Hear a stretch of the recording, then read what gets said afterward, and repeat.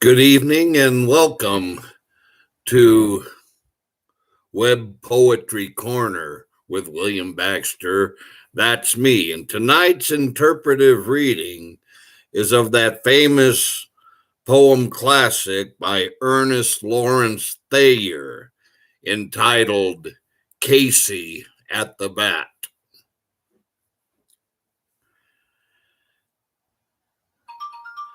The outlook wasn't brilliant for that Mudville nine that day. The score stood 4-2 with but one inning more to play. And then when Cooney died at first and Burroughs did the same, a pall-like silence fell upon the patrons of the game. A straggling few got up to go in deep despair. The rest clung to the hope which springs eternal in the human breast. They thought, if only Casey could but get a whack at that.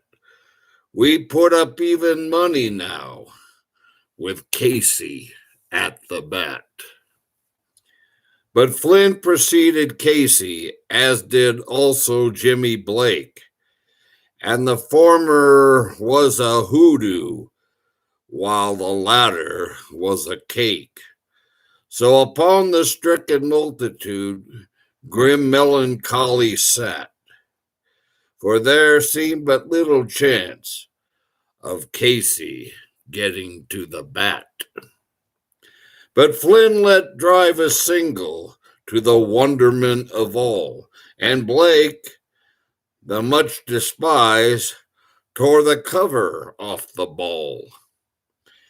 And when the dust had lifted, and men saw what had occurred, there was Jimmy safe at second, and Flynn a hugging third. Then from 5,000 throats and more there rose a lusty yell. It rumbled through the valley. It rattled in the dell. It pounded on the mountain and recoiled upon the flat. For Casey, mighty Casey, was advancing to the bat. There was ease in Casey's manner as he stepped into his place. There was pride in Casey's bearing and a smile at Casey's face. And when responding to the cheers, he lightly doffed his hat. No stranger in the crowd could doubt 'twas Casey at the bat. 10,000 eyes were on him as he rubbed his hands with dirt. 5,000 tongues applauded when he wiped them on his shirt. Then while the writhing pitcher ground the ball into his hip, defiance flashed in Casey's eye. A sneer curled Casey's lip. And now the leather-covered sphere came hurtling through the air, and Casey stood a-watching it in haughty grandeur there.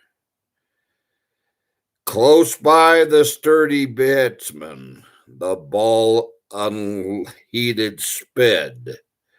"That ain't my style," said Casey. "Strike one," the umpire said.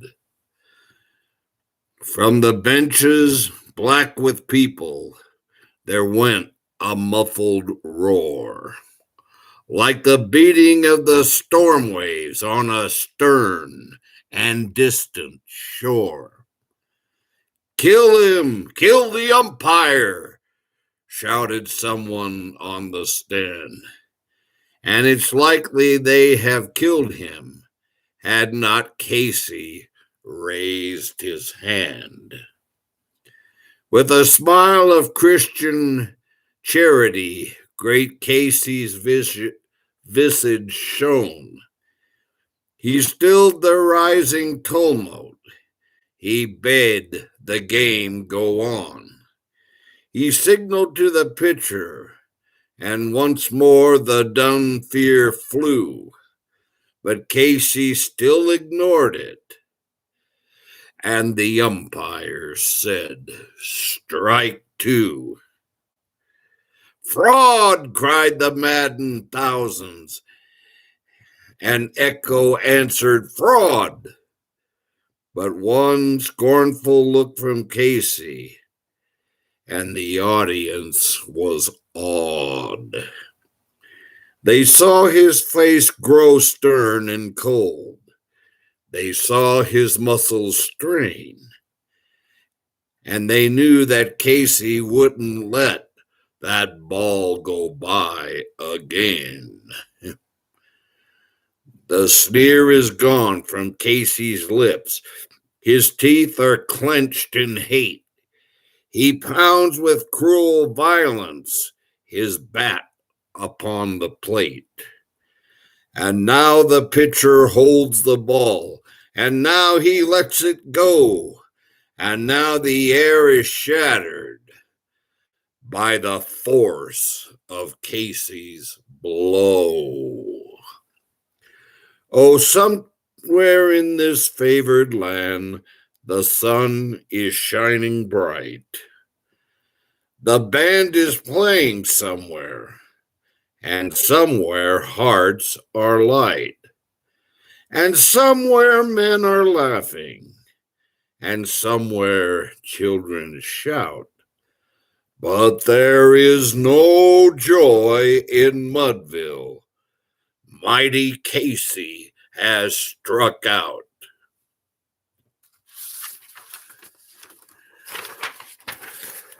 And that's tonight's interpretive reading on W.E.B.